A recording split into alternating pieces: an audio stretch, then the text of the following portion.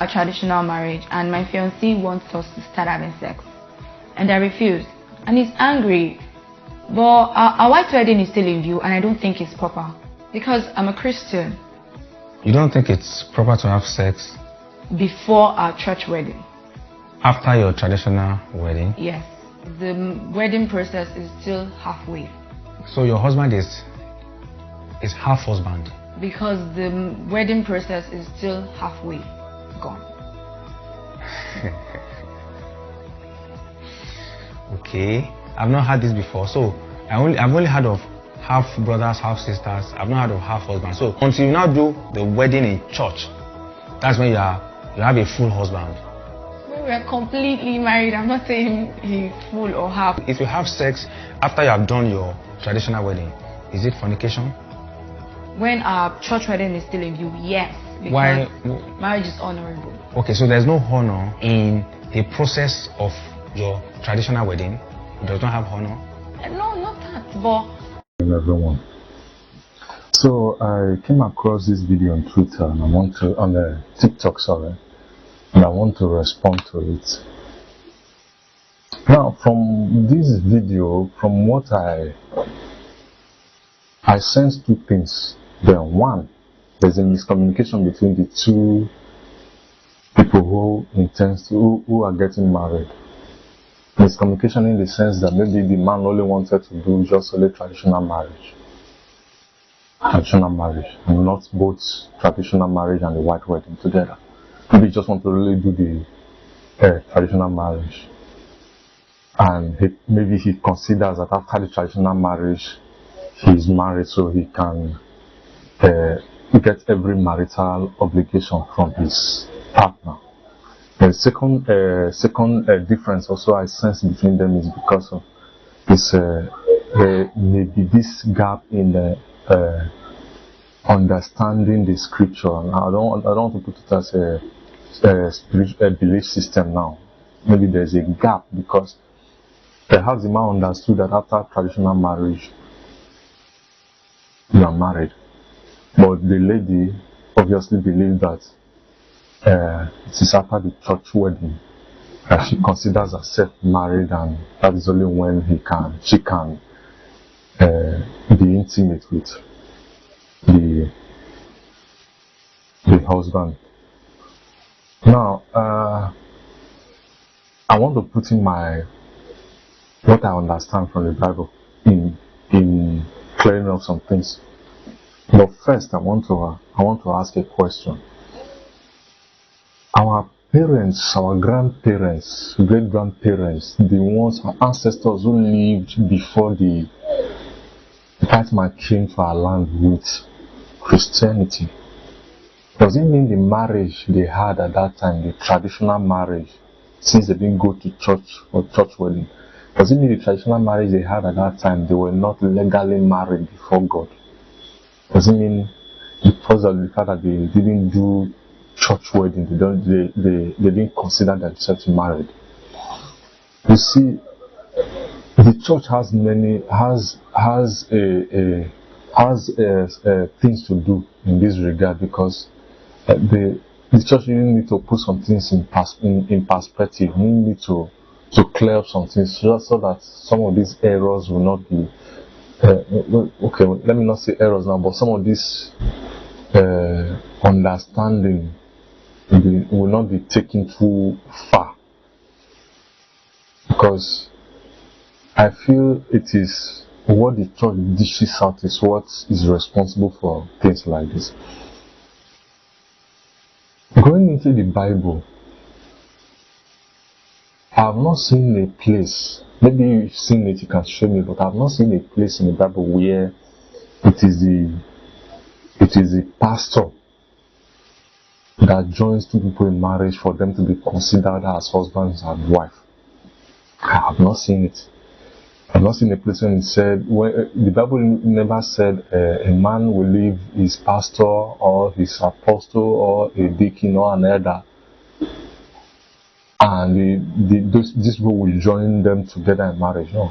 The Bible only said a man will leave his father and his mother and cleave to his wife. The only person who have that power to join two people together in marriage is the parents. So long the intending groom has fulfilled every marital rights, everything listed as a requirement for the marriage to be instituted, so long he has fulfilled it, they are married. The only marriage that Jesus Christ attended in the Bible that was recorded, the only first and only marriage that was recorded in the Bible that Jesus Christ attended as an invited guest. He didn't go there to join the two people together in the marriage. Even the Bible also said that the Bible never also said that the chief priests, the Pharisees and the rest of the synagogue, though the Bible didn't say they went there, they were at that event, but I'm very sure that even if they are at that event, they didn't conduct the joining together in matrimony. The parents are the ones who have the obligation to join two people together in marriage. Now, am I saying that a church marriage is not even again? If we look at it, let's take it to the beginning. For example, Abraham, when Abraham wanted a wife for his son, he sent his servant to go into the land of his kindred to bring him a wife. The son didn't even follow them. Now, when the servant got there, the servant paid the bride price in full, and she was allowed to go with the daughter to the home of the husband. Now, they never recorded that Abraham called a priest that joins the two people together in marriage. So the fact is, Abraham had the desire to see his son getting married. The father of the bride consented to the marriage by accepting the bride price and accepting for the lady to go with the servant to the house of the husband. So they are married. Now, the Bible never said that Abraham called Melchizedek, because actually, sorry for that interruption. If I just did the number on me. So like I was saying, Abraham never invited Melchizedek to join the two, Rebecca and Isaac, in marriage. After all, Abraham met Melchizedek long before Isaac was born. So if a priest is needed for a marriage to be instituted, he would have invited Melchizedek to do the marriage. He would have invited Melchizedek to institute marriage, but he did it. So are we saying that church wedding is not doesn't matter? Now, first of all, let's understand this. A church wedding, like we see it, is the tradition of the white man. It was how the white man designed to institute marriage in their culture. The one we call our traditional marriage is the way we want to do traditional. Whichever way it is done, it is legal before God. So the tradition, the church wedding as we knew it, that is the traditional. That's the way the white man devised to do his marriage in their culture. Our own traditional marriage, as we call it, is where we devised to do our own marriage in our culture. Now, before God, so long the two parents have consented to it and they've agreed to it, they've fulfilled every requirement. Both are married before God. Now, the concept of this church wedding, whether if it is wrong or not, well, I don't have the power to say it is wrong, but that to me it is a duplication of ceremonies. It's a duplication of ceremonies and it's unnecessary. Now, bringing your pastor or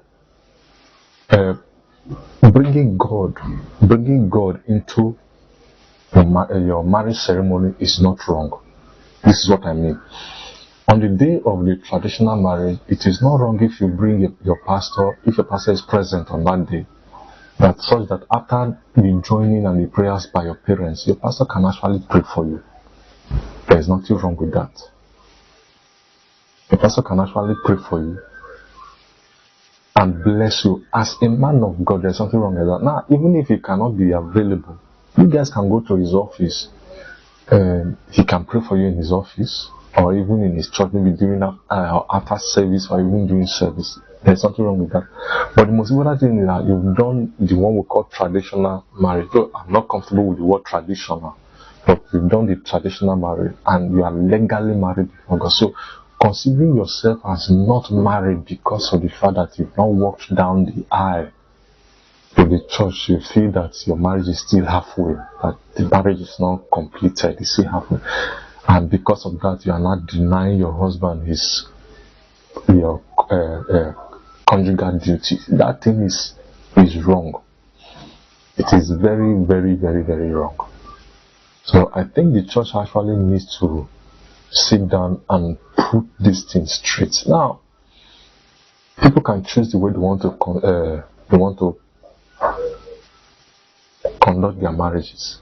They want to celebrate their marriages. You can choose that, okay, you want to do it the way they do it now, go to church, buy suit, wedding gown, ashwebi, and all those ones. Now you can choose to do it that way.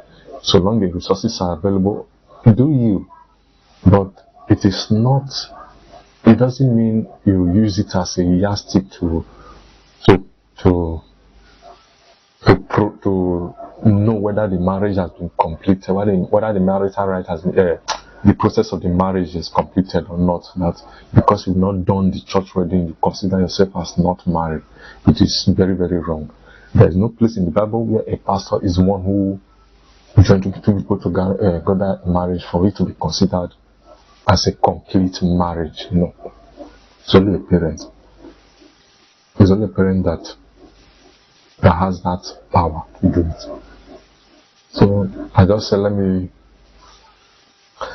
add